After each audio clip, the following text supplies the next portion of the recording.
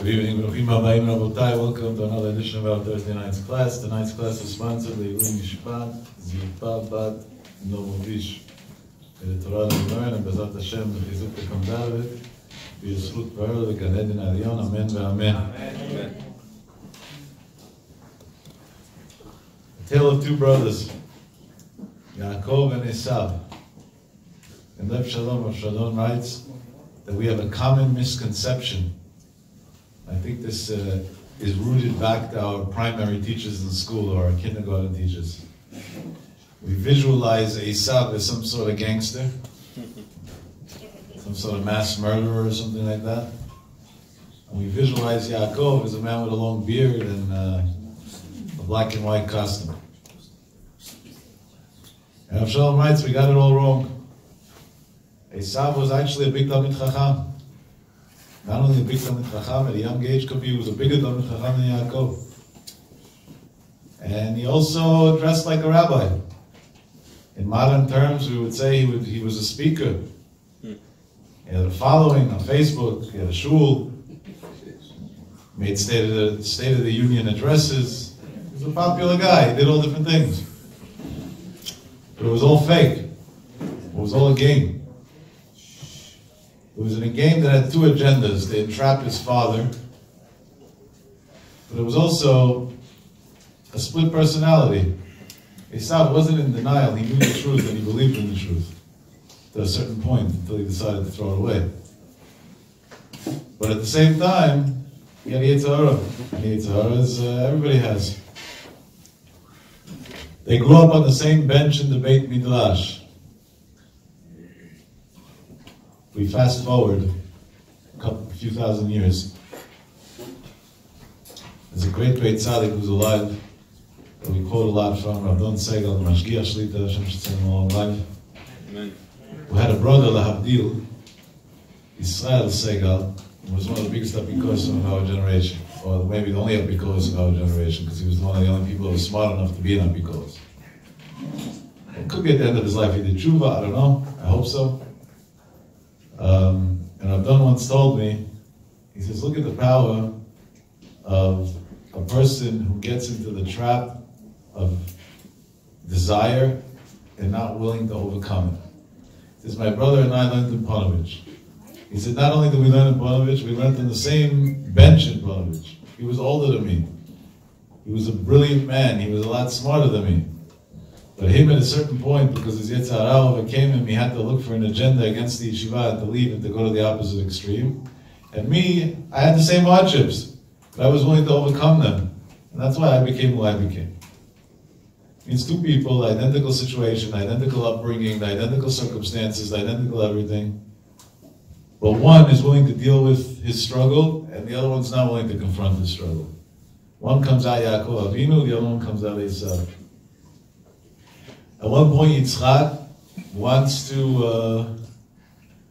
do a kirub job on Esau.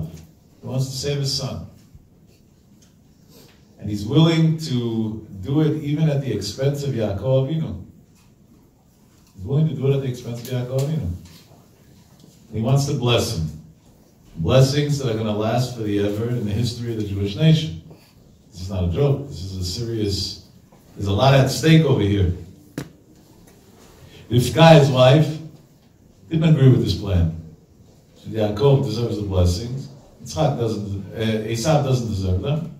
And she was willing to take upon herself a big risk, that she's going to take any outcomes of negativity that are going to come out of a result of this game that they're going to play. And she's going to send Yaakov into his father in a way that he was blind, so he couldn't see, in a way that he's going to entrap him to give him the blessings as opposed to giving the blessings to somebody else. Which, by the way, on its own, is a little bit of an interesting concept, because lichora, if you plan on blessing person A and by mistake you bless person B, that wasn't your plan. So doesn't the blessing work for the person that you wanted to give it to? It's an interesting thing. So you see that there is a musag, there is a concept of a bracha that works on the etzem bracha, on the actual person. Nothing to do with who you think he is or isn't. Very interesting. And we've seen by Golei Israel that in certain situations they weren't willing to give blessings to people because they felt that the blessing that they were going to give the person is going to harm him, it's not going to do him benefit. I was once present by one of our Gedolei Yisrael, Maran Aglach Kanievsky Shlita, in his house on a Friday afternoon, when a gentleman pulled up outside. This was before the grandchildren controlled the house. There was still access to the rabbi without a lot of things along the way.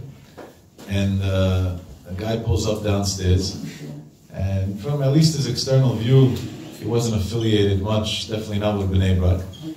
He came on a motorcycle, and he came in like that. He didn't even put on a kippah when he went into Rav Chaim. You would think he's going into the rabbi, put on a kippah at least. And they let him in. A Jew is a Jew. And he went in. And he tells Rav Chaim that his brother was just in a terrible car accident, and he's in critical condition in the hospital. And he wants the rabbi to give a blessing for his brother. So first of all, there's a little bit of an interesting observation here, if you think about it. What's the observation? Here's a guy, lichora, him and Torah don't have much in common. And his brother is in one of the best hospitals in Israel under the best medical care.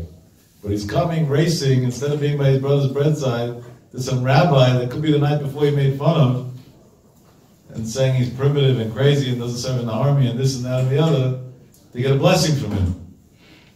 And he's not going to the people he praised the day before. The day before you would ask this guy, in your mind, who's a hero in Israel? So he would have told you the general, I don't know, the Ramatkal, or the prime minister, I don't know, or some other figure, some movie actor, some singer. He didn't go to some singer to get a blessing. I would have told him, listen, your idol's Aviv Geffen, go to him, let him give you a blessing. And the day before you would have asked him, what do you think about the Orthodox Jews in Bnei Brak? He would have said, parasites, they don't serve in the army, they don't make a living, they're poor, they have too many kids, all that nonsense. What happened? What changed? When life's at stake, everything else goes to the wayside, and suddenly the truth is very, very clear. Very, very, very clear. Very interesting thing. Very interesting thing. Last night there was another one of these terrible tragedies in the United States of a person who was mentally ill. That's what turns out, at least from what we found out today in the initial investigation. He was suffering from postpartum post-traumatic stress disorder, after being in combat in different places, deployed a few times. And he went and took the lives of 12 people and himself, and injured others as well. Non-Jews, but it doesn't make a difference. It's a tragedy. And of course, the Democrats now are going to start with their gun control things and all that nonsense because they love taking blood and turning it into political agendas. But us as Jews, we don't do that. We take things objectively and seriously. And we see a tragedy like this happen. This is a very common thing in America already. To the point they interviewed one of the people that was there who made it out okay and didn't get wounded. And this guy, it's the second time that his life was saved. He was in Vegas by the shooting.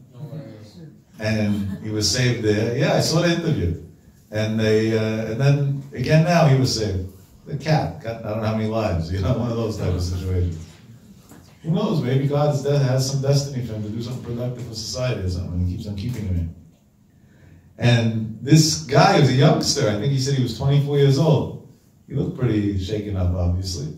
And he said that he thinks that what saved him is that these days when he goes into a bar, he takes into consideration that a shooter may come in. So he looks around to see where there's exits, and that's why he was able to get out right away. We live in the land of the free, the safe land. We get the point that people would take into consideration when they go into a place. And why are you going then? If it's dangerous, what are you going? And if not, the whole thing's weird. Now again, I strongly say, I don't know what God wants. We don't know what God wants. We do know that Eid Puranut Ba'al Ha'olam Ela B'Shvil Yisrael, because that's in Maran Talmud Bavli, that when a tragedy happens, it doesn't happen for them. It actually happens for us. That means somewhere in there is some sort of, message or underlying message that us as a Jewish nation have to take to ourselves. And to see the pain on people's faces and the fear and the confusion and what? Over what? A pained person who wasn't treated for his pain, went and shot in every way. Took others' lives and then his own. And the first and foremost lesson is that when people are in pain, we have to take this seriously. You can't let people live in depression. It's not safe for them, it's not safe for their surroundings, and it's just wrong, it's ethically wrong. Somebody who's depressed or suffering emotionally on one level or the other, definitely if it was somebody who did good, or thought he was doing good as being a soldier, and that was really what messed his head up, it's society's obligation to make sure that these people are taken care of in a great way. Yitzchak has a son who he knows to a certain extent. There's conflicts in Chazal, how much he knew, but he knew to a certain extent wasn't exactly in the best way, even though he was playing the game of the holy man. And he went along with the game, hoping that game one day becomes reality. They say, fake it until you make it. So he was hoping that Esau's fake it will be one day that he'll make it. At the same time, he didn't go and fight with him. Just the opposite. He was going to bless him. He was going to give him the greatest gift ever. The blessings that last forever. Why does the Torah take so much time to talk about this parasha? Because the Torah wants to teach us a lesson for generations. That when we have crisis situations with people, when people aren't doing the right thing, or there are sad situations in society, there's only one way to heal them, and that's to bring them closer, and to love them more, and to show them more affection, and more attention, and more instead of less. Because the war system doesn't work. Rivka knew through prophecy that even though he's going to do all these moves towards Esau will not accept them and utilize them in a good way. On the contrary, it's now going to become even a bigger issue for the Jewish nation. And therefore, she took this great risk to go against her husband's will and to manipulate the system to get Yaakov the blessings.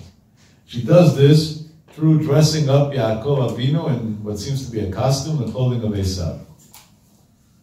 The Midrash explains this on the pasuk in the Torah. V'kach li misham shnei gdiyei zim tovim.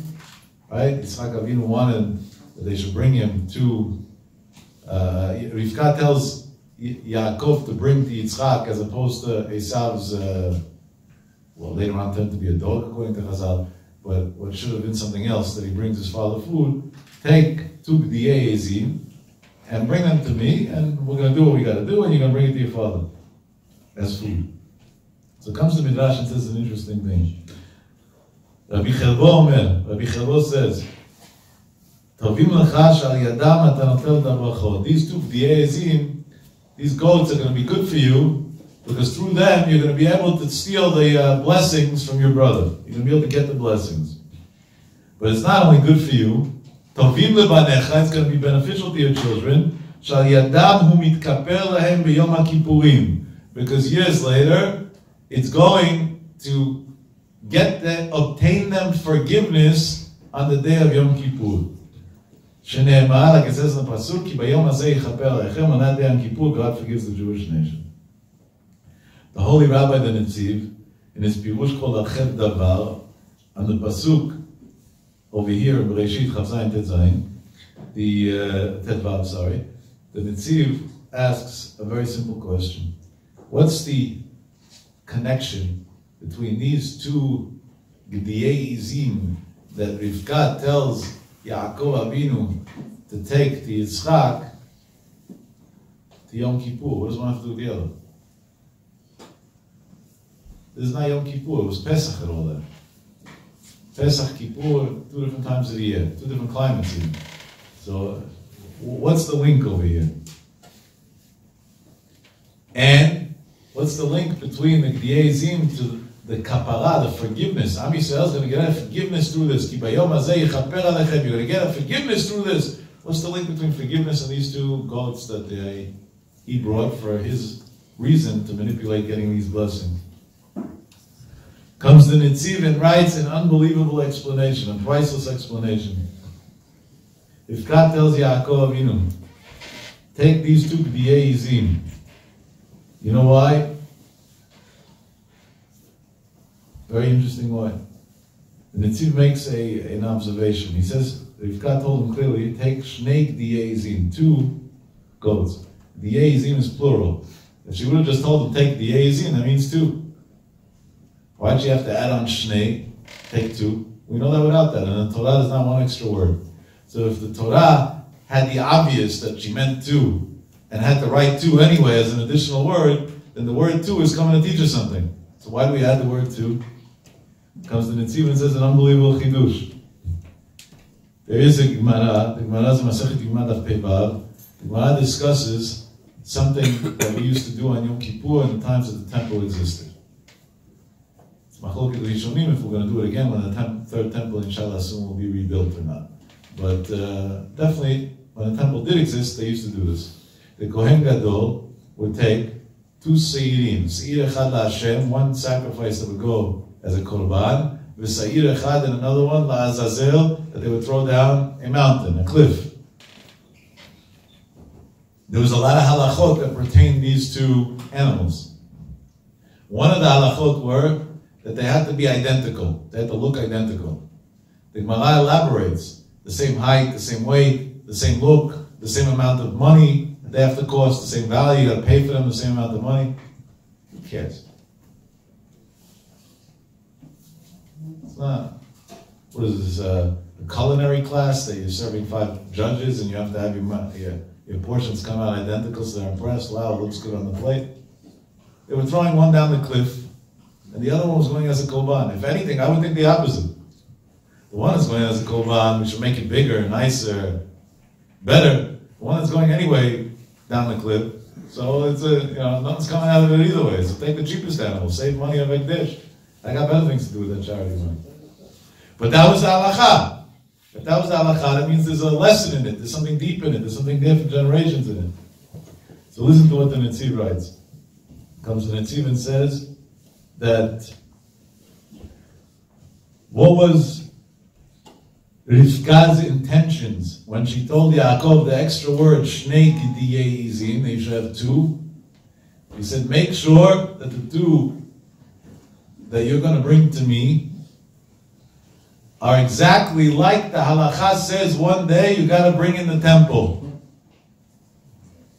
Go to where the animals are and look for 2 that look identical, that are the same size, that weigh the same, that are the same height, whatever, and bring those 2 to me.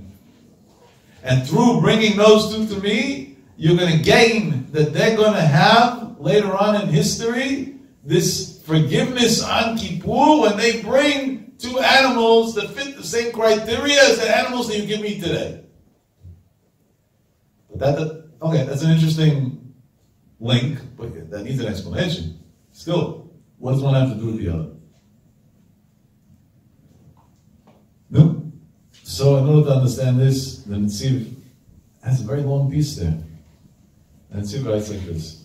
God understood or knew that evil is important for the world. And therefore he created it.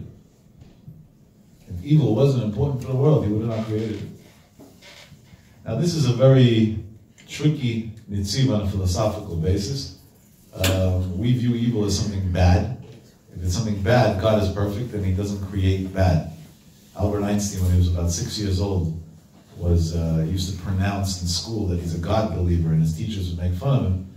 And one day one of his teachers challenged him and said, if you believe there's a God in the world, so why is there evil? And that was a legitimate challenge, at least philosophically. And as a 6-year-old, he answered his teacher back, 1 second, and he put out whatever the source of light that they had in the room was. And the room went dark. And he said, did I just create darkness? That's what he asked. Did I just create darkness? And the teacher said, no, darkness is not creation. That's wrong, by the way. The Torah says darkness is a creation, but at least scientifically the way you shut off the light, so by default, now it's dark. So he says exactly that. God didn't create bad. Some people choose to shut off the light, so they end up doing bad things. And his teacher was quiet. He was 6 years old. But the Netziv says not like that. And could be the Pasuk says not like that. The Netziv says that HaKadosh Baruch Hu knew that what we consider Ra, evil, is important for Kiyum HaOlam. It's part of the world being able to continue. And it's very simple. Let's imagine we were all soft, sympathetic people that had no tough side to us. If somebody needed an open heart surgery, there wouldn't be anybody to perform it. Who's going to go cut somebody else's chest off? We're all soft, gentle people. We can't do it. So HaKadosh Baruch Hu had to put that there's a certain element of achzariyut in a person in order for the world to be able to continue. There wouldn't be shochatim, there wouldn't be mohalim, there wouldn't, many, many things that are needed, even in the Jewish perspective, there wouldn't be. There wouldn't be any of this. The person wouldn't be able to do it. No. But HaKadosh Baruch Hu made the world in a way that even that bad can only exist if it's blended with some sort of good. And we really learn this from the Pasuk in Yeshaya, Perek Memhei, Pasuk Zayin. The Pasuk in Yeshaya tells us, Yetzer Oru Vorei Choshech. HaKadosh Baruch Hu created light and darkness, and here we see clearly that darkness is a creation. Oseh Shalom, he makes peace. Uborei Ra, and he created evil. Ani Hashem Oseh Kol Eileh. I, God, made all of this. That's what the Pasuk says. Comes the Netziv and says, what do we take out of this? So he says like this, that if you use the right dosage of bad for the right reasons, then you can gain a lot from it. But if you don't use the right dosage for the right reasons, then you cause tragedy to the world. Let's use a very simple example. Nobody should know if somebody's ill and he needs a treatment that's done through putting poison into his body to kill certain types of cells that can't grow there anymore. Putting poison into somebody's body is not a good thing. And poison's evil. There's no doubt about it. But if it's done in the right amount and the right way, administered safely and so on, could be that that'll save the person's life. With some consequences along the way, but in the big scheme of things, could be it'll save a person's life. Sometimes somebody's born with an illness. Recently I was dealing with a child like that was born with a certain illness, that in order to keep the child alive, they had to amputate one of her legs. We should never know. Is that hard to see even as an outsider? It's tragic. See a 6-week-old baby without a leg? Even the most heartless person cries when you see such a thing. But at the end of the day, the doctor that amputated her leg, was he bad? He wasn't bad. He saved her life. Without that, she didn't stand a chance to live. This is what caused her to live. So if what we consider sometimes in other applications evil is used in the right application, in the right time, at the right dose, with no self-interest other than helping somebody else, at that point the evil actually becomes good. That's what HaKadosh Baruch Hu says. I didn't create bad. Bad I don't want in the world.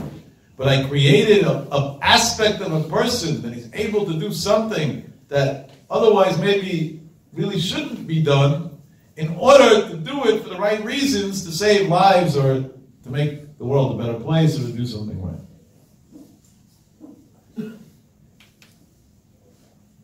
Last night there was a police officer, a sergeant, who was supposed to retire next year, who walked into this bar to engage an active shooter, and it cost him his life. He died.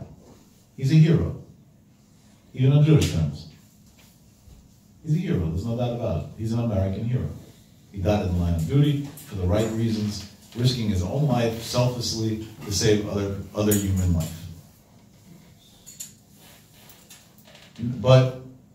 And today we know that he engaged with the shooter, and that's actually what this murder could have been. Not that we're downplaying the amount of life that was lost, but this could have ended up as a much greater tragedy. There were a couple hundred people in the room. But this is what limited it to the amount of people that died. So he really sacrificed his life for the sake of saving others. Now let's imagine there wouldn't be bad in the world. There's an active shooter in a place, and this sergeant comes in and says, I'm not going to engage with him, I'm not going to shoot him, how could I shoot another person? And wait, there'll still be a day that libertarians will say that that's the right thing to do. They have no limits. You know, if everybody has rights, so murderers are going to have rights too soon also. They really have no limits. I wish I was exaggerating. And so is he a hero? At that point, he's not a hero. At that point, just the opposite. You could have saved so many lives. Why didn't you kill the murderer? It's embarrassing to admit that today the number one country in the world that tries their own people for killing terrorists is Israel. Yeah, they investigate and try their own terrorists, their own soldiers, for engaging terrorists and shooting them. Why? 3 letters, CNN. There's this mafia of sick people called CNN that try to control the world. And instead of objectively, Trump calls them fake news. I call them evil people with an agenda. Fake news is a compliment for them. They literally have an agenda. And the agenda is not liberal. The agenda is hate the Jews, and we should say it as it is for once and for all. They hate the Jewish state. They never once, by accident, had anything nice to say about Israel. The absurd thing is the technology that they're using to broadcast their poison is Israeli technology. Now you understand why Chazal say, Bol sheshatita mimenu mayim al tizrok bo even? A pit that you drank water out of. Don't go and throw a stone in it. You're using technology, you're using computer chips, you're using satellites, everything is Israeli technology to bash Israel? That's how sick you are? Like there's a limit, at least. If you're so pro-Iran, go take some Iranian technology. There is none, that's the problem. I don't know, what are they going to take? Stones. I'm not sure what, Maybe they should go to, some other country that they're sticking up for. Go take some technology from them. Maybe we should take the democratic values of Iran. You're so pro-Iran and anti-Israel. Maybe we should become Iran. The CNN anchors should wear some of those, whatever they're called. Hijabs or whatever. Hijab. Soon you'll have no job. Yeah, one of those things. Maybe, why not? This is what you're preaching pro, and this is what you're preaching against. We have democratic values. We have ethical values. We have a court system that at least is supposed to be based on the Jewish law. But because of them that are bashing us all day, so as a country of Jews, we have to be scared to defend ourselves, and our rules of engagement have to be so strict that we end up trying soldiers for killing terrorists, just to get them off our back. This is not something that was unpredictable. There was a great rabbi, a great Kabbalist, that we all know, Rabbeinu Moshe Cordovero, the Ramak, he's buried in Tzfat. Rabbeinu Moshe Cordovero, in his book called Talmud Torah, predicts this hundreds of years ago, over 400 years ago. He says there's going to be a day that what he calls the Western civilization, pretty much, the way he gives the criteria of it, aka America and Europe, are going to join forces with the Muslim world, and they're going to have one and only one agenda, to bash Israel. That's what he writes. Who would have thought 400 years ago that such a thing could even happen? And how would it even happen? They lived in different parts of the world, they did different things, everything was separate. It was like a prophecy, literally like a prophecy. And he doesn't write this to be pessimistic, because we don't believe in being pessimistic. He writes this to be optimistic. He says, and even though it seems like on the interim there is a price that the Jews pay for this, don't worry, it's a good thing. Because this expedites the process of Mashiach, and God lets out his anger on those people, and the Jews get Mashiach happy and whatever. And he writes words that are very interesting, Umitoch malchut harisha, and through their evil way of doing things, through their kingdoms, through their power, Yeitzei malchut hatzadek, dafka, through that, Israel's going to come out on top. Unbelievable thing, an amazing thing. This didn't start now. This already started by an episode that happened when Yaakov Yagen wanted to take blessings from Yitzchak. Rivka tells Yaakov, make sure Am Yisrael has a kapara on Yom HaKippurim. Why? You're going to bring 2 identical animals to your father, and later on they're going to have 2 identical animals to utilize in Yom Kippur. Why do we need 2 identical animals? What's the connection? Here's the answer. Comes to the Tzid, and he writes that in order to get something good done, you have to feed the power of evil as well. Because otherwise the power of evil is so strong that it'll stop you from accomplishing anything positive.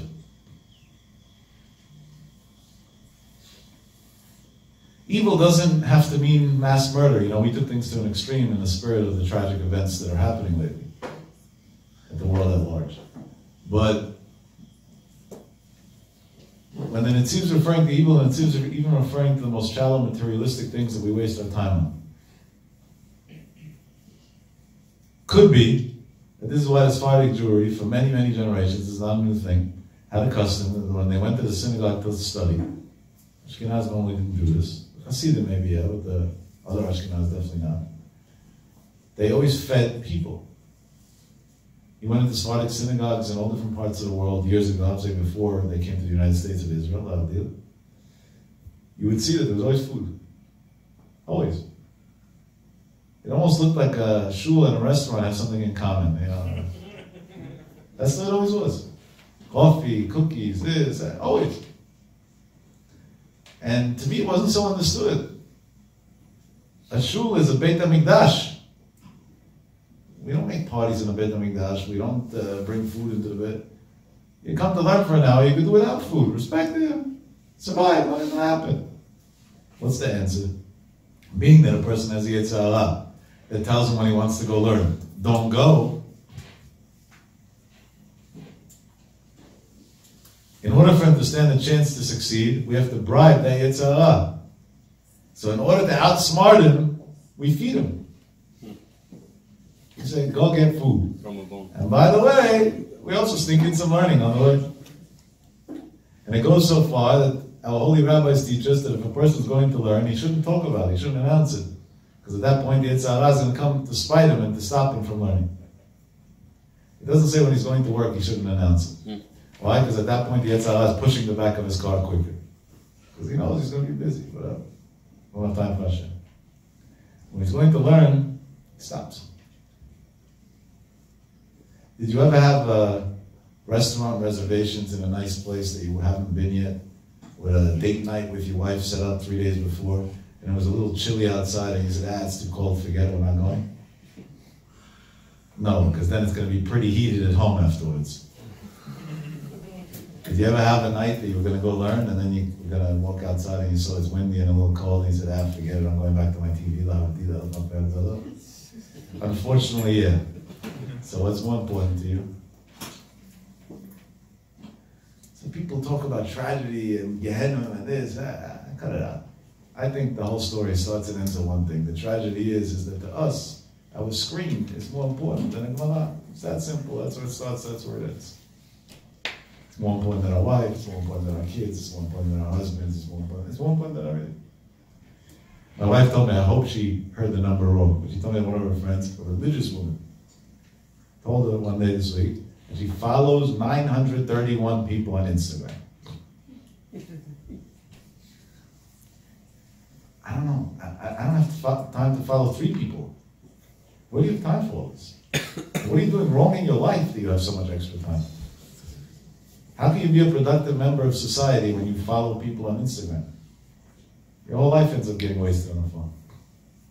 I witnessed countless times in stores, children in carriages crying, and a mother, instead of doing her shopping or taking care of a kid, is on the stupid phone. 1 second, right? And she looks at you with a dirty look when you look at her like, what's wrong? We're the problem.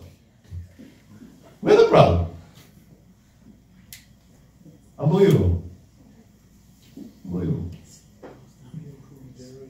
I had a story that this was weird. I don't know what to make out of it, but I guess this is the way. This is where we're going to.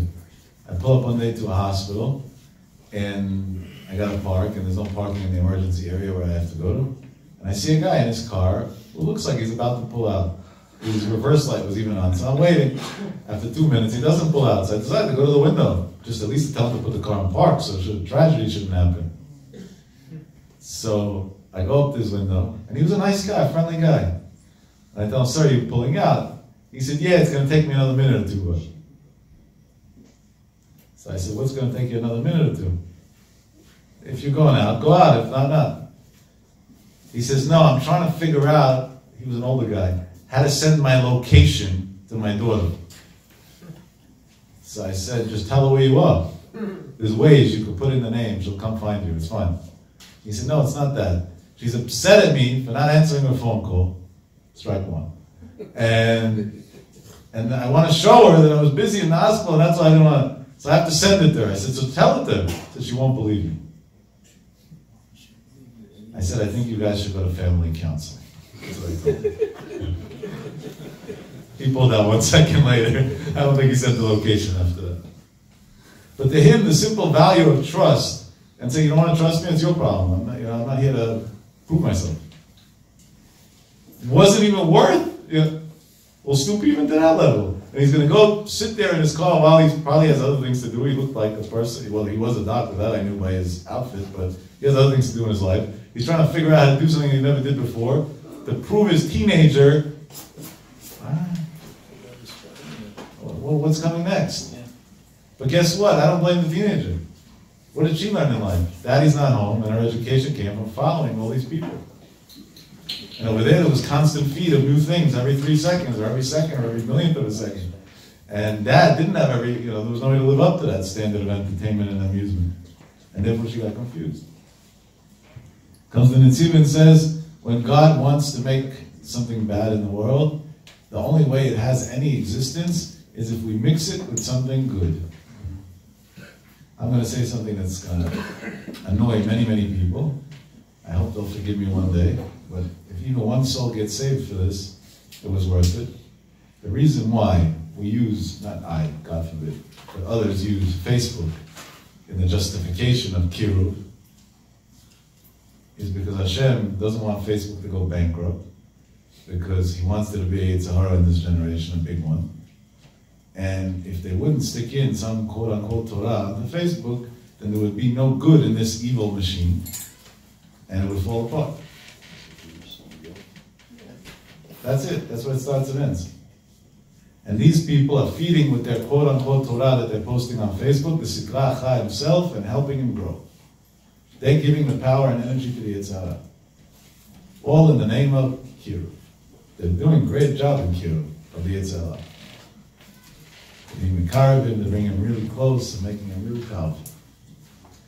That's exactly the way it works. And it's not a coincidence that Chaim Kanievsky decided not to have a Facebook page. If he thought there was something productive, he would have done it. And he doesn't have followers, and likes, and friends. Let's say he wouldn't waste his time with it. He could have hired somebody to do it. He could have told one of the students, make me a page, every day my Chidushim post. It'll reach millions of people around the world. Now, isn't that a great reason? The Gdol HaDor, imagine how many people are going to go looking at what they post from him every day. Jewish CEO.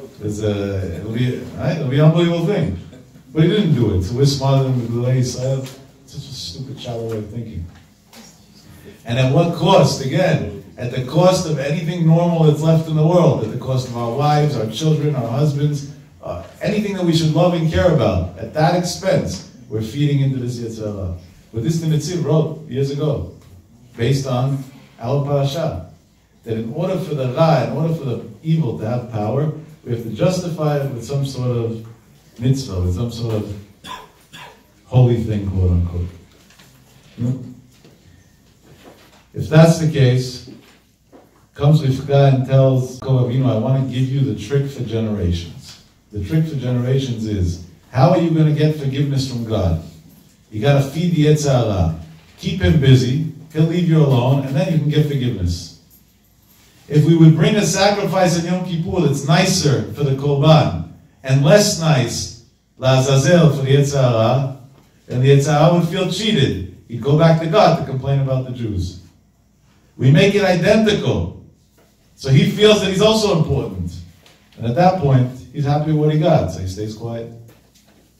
And that's why the halacha says that they should be shavim, they should be equal. Sometimes we got to bribe the power of evil. No, Yaakov even did this. It was hard for him to do. It was against his nature, but he did it. At the end of the day, but he also paid a price for it. And we have to understand this for two reasons. Number one, what he did was right? His mother told him to do it. He was doing what his mother told him. His mother had a prophecy. She was a righteous woman. And Hashem agreed with her. And at the end, Yitzchak Avinu agreed with her too, because he concluded, V'gam Baruch Yeh, when Esau came afterwards and he figured out the whole story. But we did pay a price. When Esau figured out that the blessings were stolen from him, Vayitzak tze'aka gdola umara. He screamed a big scream. It pained him that he lost the blessings that he was going to get from his father. As evil as he was, the blessing he still wanted. That he wanted. Didn't make a difference how evil he was. Chazal say how many sins he did that day. The worst sins in the world. But a blessing he still wanted. That much he still wanted. No. Chazal, which can teach us, and the Netziv explains this at length, that years later, there was a person named Mordechai HaTzadik, who was a Jew that was under the decree of another person named Haman. Mordechai HaTzadik, the Netziv doesn't explain it in these words exactly. I'm adding on a drop more that it says in Kitvei Ari, but the combination of the two will make it a little blend. Mordechai HaTzadik was a reincarnation of Yaakov Avinu. Haman was a reincarnation of Esau. Yaakov caused Esau to scream, to cry, to have pain. God had a problem with that. And years later sent him back to the world as Mordechai, sent Esau back to the world as Haman, made Haman make a decree to destroy the Jewish nation, all for what purpose? For a very interesting purpose. That Mordechai, it says, he went to Rechov Ha'ir, Vayitzak tze'aka gdola umara. The same words exactly. He went out and he screamed. Meaning what Yaakov caused Esau to do many, many years prior, years later God had to make the cycle go all over again, that Esau should cause Yaakov to do through reincarnating Haman and Mordechai. Comes the Netziv and asks, why? Yaakov did nothing wrong. What he did was right. What he did was right. And this is a tough question. Comes the Netziv and says an answer, and this answer I want us to take away and apply in our personal lives in every area. The Netziv says it's true that sometimes we have to use harsh character traits for different things. Somebody's a gentle, nice guy, and pretty much a naive loser in business. He's going to lose his money in 2.5 days. You got to stand your own grounds in the business world. Capitalism is a war, and you have to be willing to fight that battle. Otherwise, you're going to fail. But when we do have to use the power of evil, do we use it without any bias and gain no pleasure from it? Or do we use it with a bias and obtain pleasure from it? Here's the difference based on the Netziv between a good doctor and a bad one. Obviously beyond the medical experience and everything else. A good doctor goes and maybe cuts somebody open in a surgery because he needs to. But he later on tells his patient with a proper bedside and compassionate manner how badly he feels that he's in pain and what he's going through. An evil doctor later on goes to his students and tells them how fascinated he was by this wonderful medical procedure that he did, and it was so cool to see all these new illnesses and whatever else he succeeded to help the guy out with. One has self-interest, the other one's looking at the mission. They're both using the same power.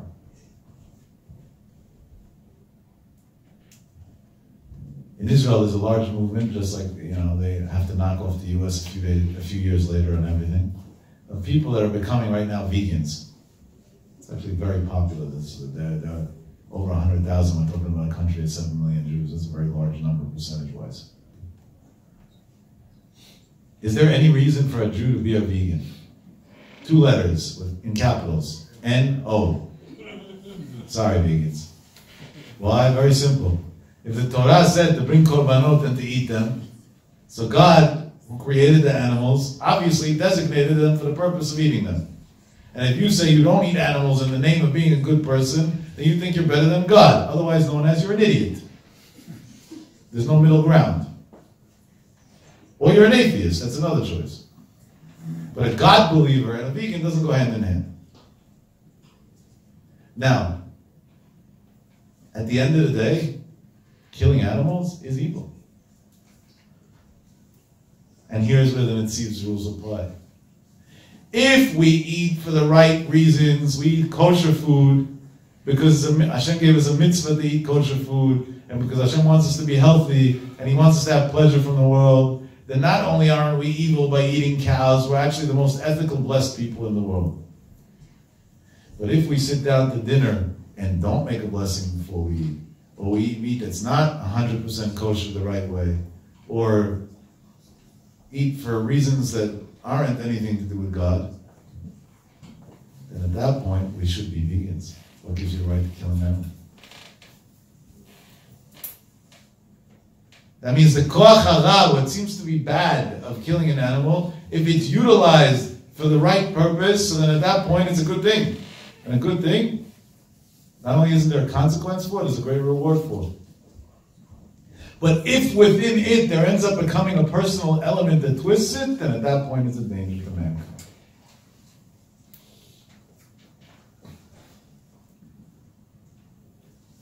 One of the most classic sensitive examples on a day-to-day life is that there's so many times in life that we have to kind of hint to people that what they're doing is wrong, or not fair, or just unethical.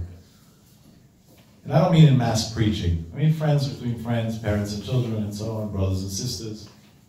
These are hourly occurrences throughout our day. Nobody likes being rebuked. I don't like being told what to do.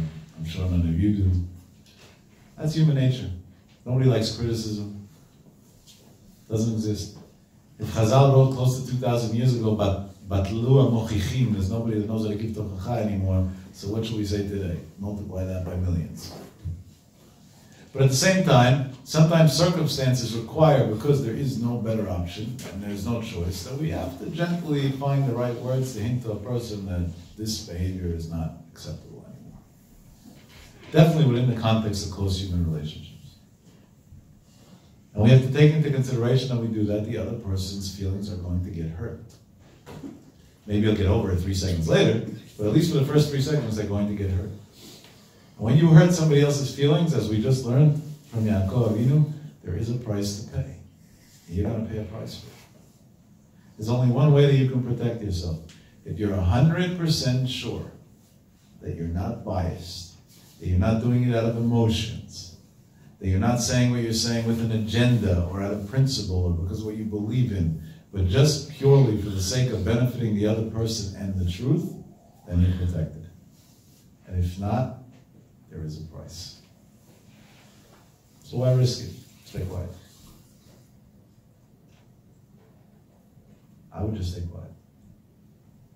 Why risk it? You know how pure you have to be and how self-aware you have to be to know that everything you're doing is 100% for the right reason and there's no underlying agenda behind it? How pure? Yaakov Avinu comes to Netziv and says, and you wouldn't be allowed to say this if Netziv didn't say it. If somebody would have said this on his own in this generation, I would have told you, what? You fell off the deep end. But the Netziv, Ruach Kodesh, was able to say this. Everything he did by stealing the blessings was 100% right, L'Shem Shamayim, perfect, flawless. But Yaakov was well aware what an evil man Esau was. And when he saw Esau screaming or crying or whatever you want to call it, that's Tza'akat Gola Umara, comes to Netziv and says he didn't feel Esau's pain. He didn't feel bad for him. He said he deserves it. He wanted to be a Rasha. You don't get rewarded for doing bad. Because he didn't feel his pain, generations later God had to put him back in the world to correct that. That's how microscopic Borei Olam looks at the way we respond to anything that's called koach hara, or the negativity.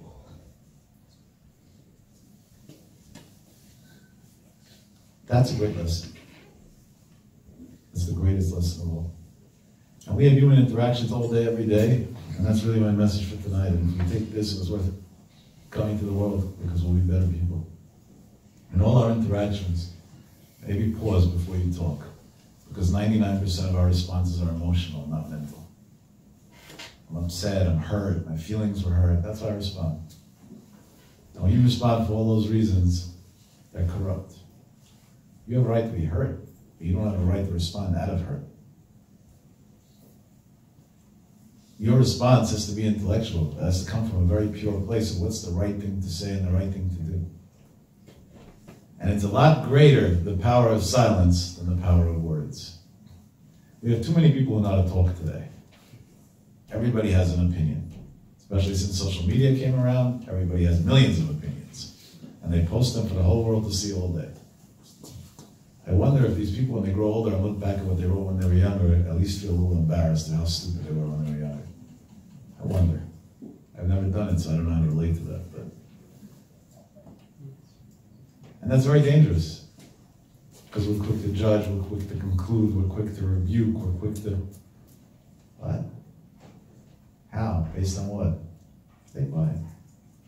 If you didn't say something Chazal teach you, you can never regret it. If you said something, the words are out there already, it's too late, you can't take them back.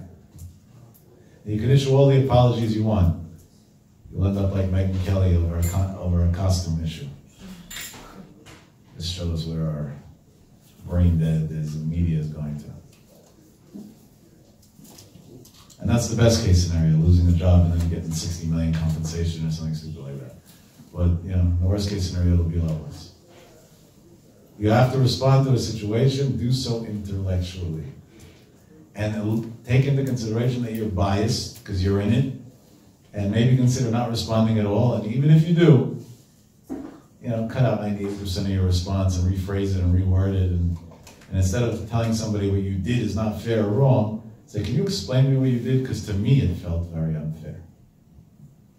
And at that point you didn't rebuke somebody, you actually gave them an opportunity to explain themselves. And for the moms that have young kids that don't like going to sleep at night, I think that's every mom out there in the world, and every society. Instead of yelling at them, go to bed, it's past your bedtime, blah, blah, blah, blah, blah, which gets nowhere and traumatizes the kid and later on affects him terribly in life. That's literal. Maybe ask the kid, why is it that you don't want to go to sleep now? What's in your mind? What are you feeling? Maybe come from the child's perspective. And suddenly you'll see, after 3 days, they're going to be going to sleep on their own already. Because at this point, you understood them. You didn't go into conflict with them. You understood the other person. You didn't go into conflict. I'll end off with a crazy controversial story. Wow. After these messages. Music to my ears. I don't know if that's a sign that I should say what I'm going to say or that I shouldn't say what I'm going to say. But this is one of the craziest stories ever that I've done. And I admit to it, and I'm sure, you know, some people won't agree with it, but tough luck. I was standing right here outside the shul one day, and I came a little bit earlier, and it seems like there were a few young boys that aren't here tonight, so I can get away with singing tonight, that were standing outside, and they were smoking something. We'll leave it at that. Smell something.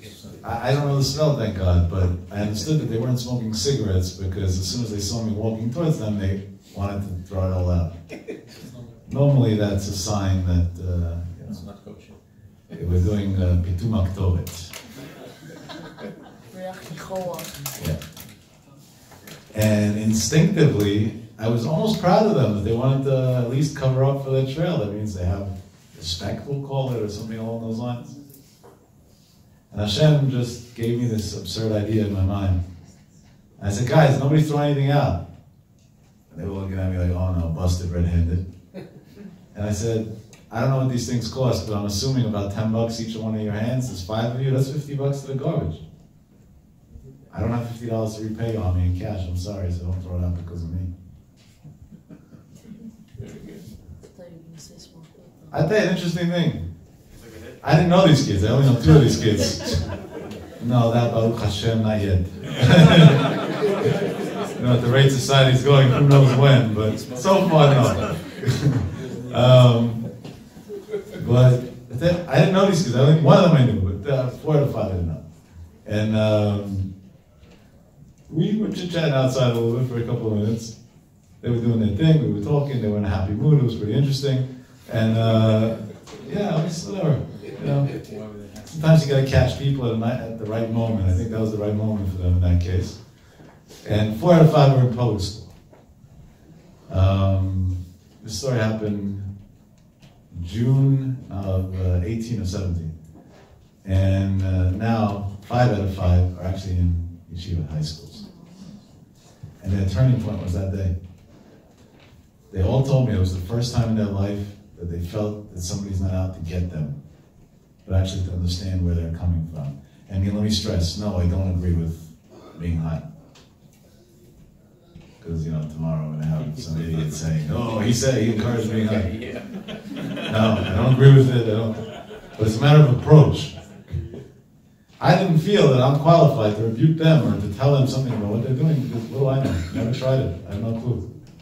Second of all, I don't know what pain they're in and why they need this outlet. So how can I judge them? And I definitely didn't want to be a cause of they lost money when they're young kids who probably, this was their weekly allowance. And that's what it was used for instead of food that their mom and dad gave it to them for. But when you go approach somebody at his level, instead of on the way you think he has to be, suddenly in 3 minutes he wants to be like you. When you approach somebody at your level, then not only don't you benefit him, but actually later on, God comes after and says, what did you do? Why? Why did you hurt people's feelings? Why did you scare people for what? What did you gain? You didn't do anything right. And it wasn't effective. That's a great lesson. But we got to take it away in our personal lives first. In every way, shape, and form. In every way, shape, and form. You got to take this lesson away. Understand that there are other dynamics and other situations that people are going through, that people are feeling. You don't get it all, you don't understand it all, you'll never know it all, other things people cover up for and so on. On the way here, somebody told me, oh, it's an interesting story. I called him and told him that I heard about a certain property, that whatever, there's a potential investment there and he should look into it. He calls me back a few minutes later. He says, I did the due diligence and it's like God sent us a business gift. And I said, why? Well, what do you say that for? He says, you won't believe this. He says, the guy who's selling the property is willing to sell it for much less than it's really worth. And it made no sense to me because it's very suspicious. Why doesn't he just put it on the market and get more money for it? And he told me, I know you're going to think I'm crazy and sick, but what should I do? That's the society I live in and that's me. I live in a very wealthy neighborhood and I don't want people to find out that I went broke. Wow. So I can't put it on the market. So he's going to take a loss of whatever amount of money, which I don't care. For me, it's just profits. I'm sorry, I'm selfish in that sense. And we were trying to explain to him, so we'll make a deal. We'll sell it for you under our disguise, whatever, we'll figure something out. Because we felt bad for the guy. He says he doesn't want any trace to this. He wants a quick sale done privately, without bank financing and this and that, and just end it. And he says, guys, God bless you, make all the money you want. Or a sensitivity of the people shouldn't know that he went bust, he doesn't have money. Would you think that rationally about a regular person? Probably not.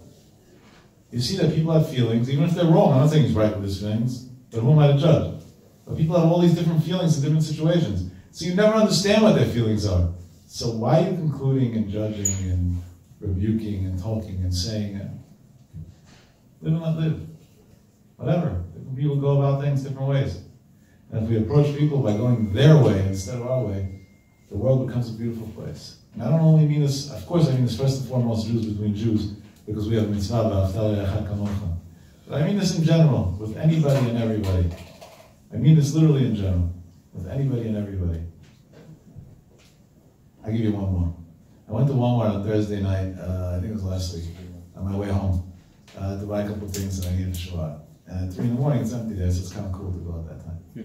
And I came to pay, and it's one of the, at night they don't have employees except for like a supervisor, and it's all self-cashiers. I'm not that technology literate, thank God. I'm planning on keeping it that way. So even the basics I don't know how to do.